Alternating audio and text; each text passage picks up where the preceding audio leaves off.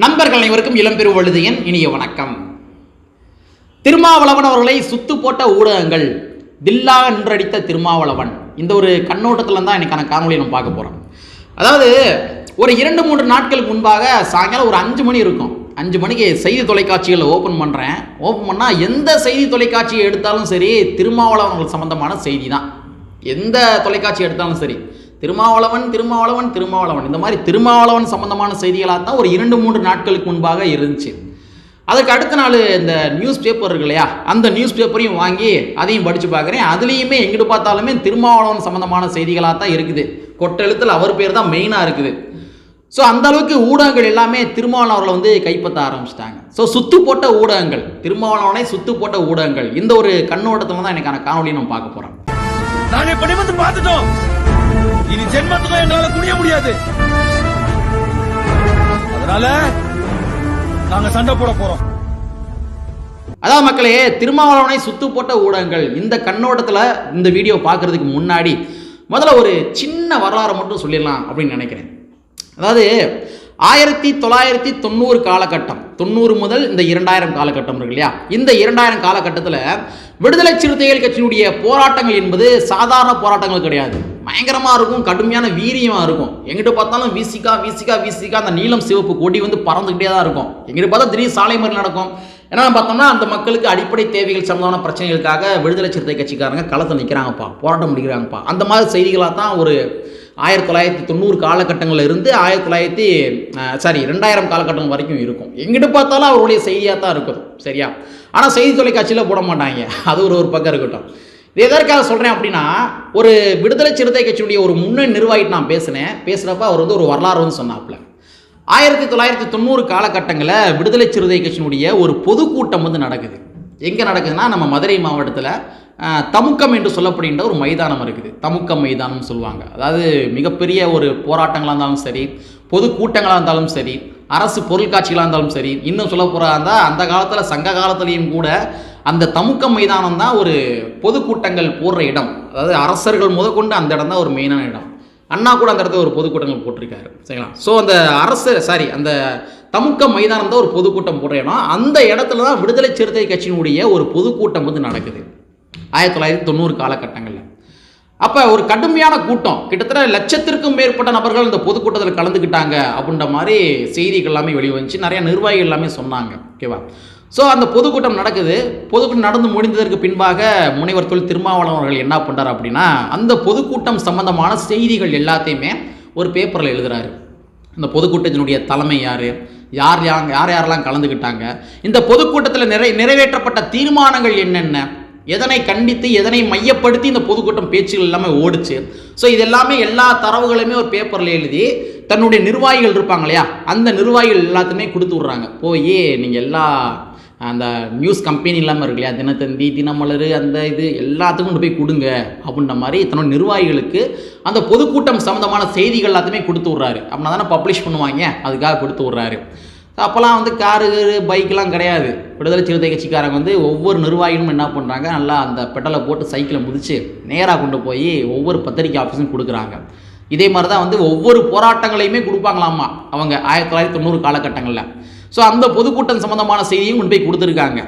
அதுக்கு அடுத்த நாள் அந்த விசிகாவுடைய ஆஃபீஸில் எல்லா செய்தித்தாள்கள்லையுமே வந்து கொண்டு வந்துடுவாங்க, வாங்கி டெய்லியும் படிப்பாங்க. படிக்கிறப்ப எந்த ஒரு செய்தித்தாள்கள்லையுமே விடுதலை சிறுத்தை கட்சியினுடைய அந்த பொதுக்கூட்ட செய்தி வந்து பதிவேற்றங்கள் செய்யப்படவில்லை. எந்த ஒரு செய்தித்தாள்களையும் சரி, கடைசி பக்கத்தில் கடைசி பத்தியிலும் கூட விடுதலை சிறுத்தை கட்சியினுடைய செய்திகள் வந்து இல்லை, வராது. அவர் ரொம்ப வேதனைப்பட்ட, என்னடா இப்படி இந்த மாதிரி சொல்லி, ஏன்னா பெடலை போட்டு முதிச்சு ஒவ்வொரு ஆஃபீஸும் கொண்டு போய் கொடுத்த நிர்வாகிகள் தானே தெரியும். அவர் இந்த மாதிரி கேட்டிருக்காங்க, ரொம்ப வேதனைப்பட்டு பேசியிருக்காங்க.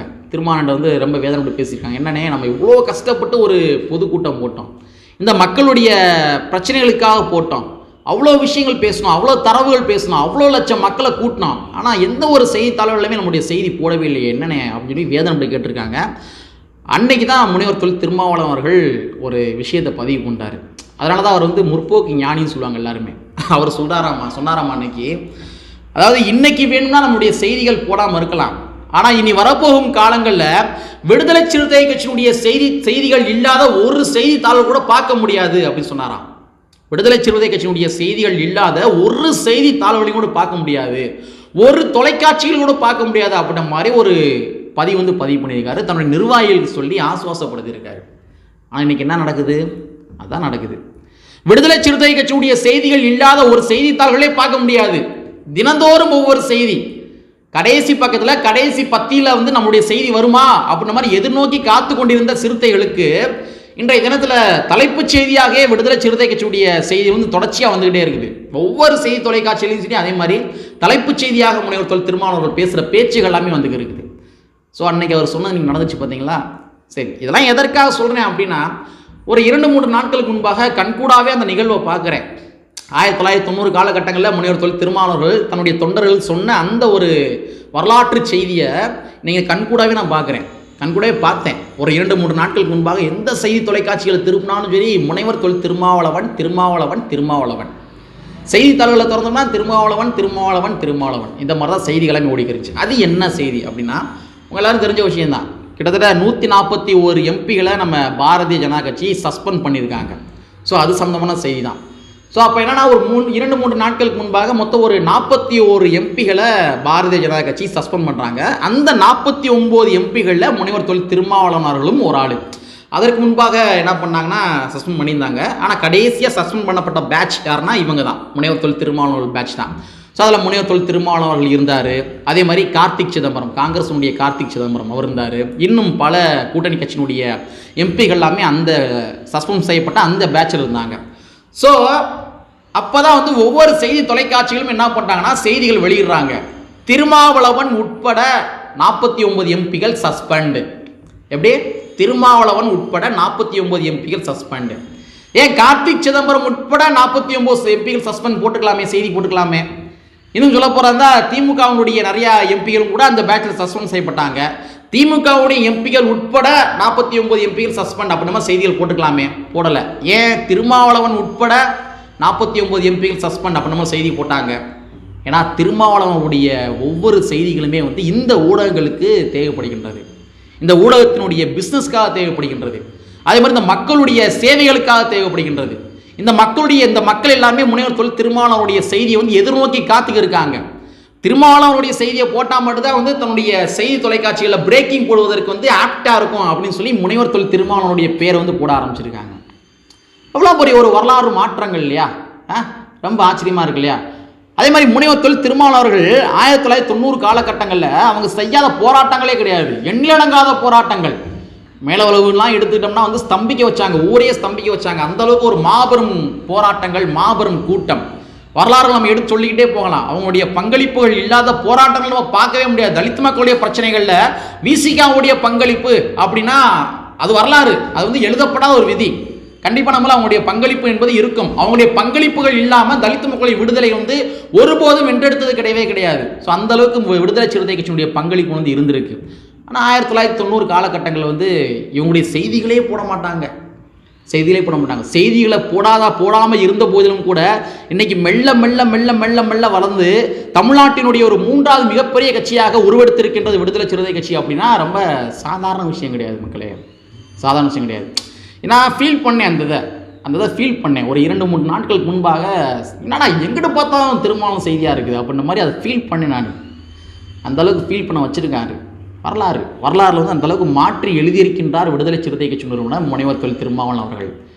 இது இதோடு நின்று போகாத மக்களே. இனி வரப்போகும் காலங்களிலும் சரி, முனைவர் தொல் திருமாவளவன் அவர்கள் என்ன சொல்கிறாரு, என்ன பேசுகிறாரு, தமிழ்நாடு அரசியல் பற்றி என்ன பேசுகிறாரு, இந்திய நாட்டினுடைய அரசியல் பற்றி என்ன பேசுகிறாரு அப்படின்றத ஊடகங்கள் எல்லாமே உற்று நோக்கி காத்து கொண்டிருக்கின்றன. அவர் ஏதாச்சும் செய்தி சொல்லுவாரா, அது நமக்கு தலைப்புச் செய்தி போடுவதற்கு யூஸ் ஆகுமே அப்படின்ற மாதிரி பிரேக்கிங்காக காத்து கொண்டிருக்காங்க. திருமாவளவனுடைய செய்திக்காக பிரேக்கிங்காக காத்துக்கிட்டு இருக்காங்க.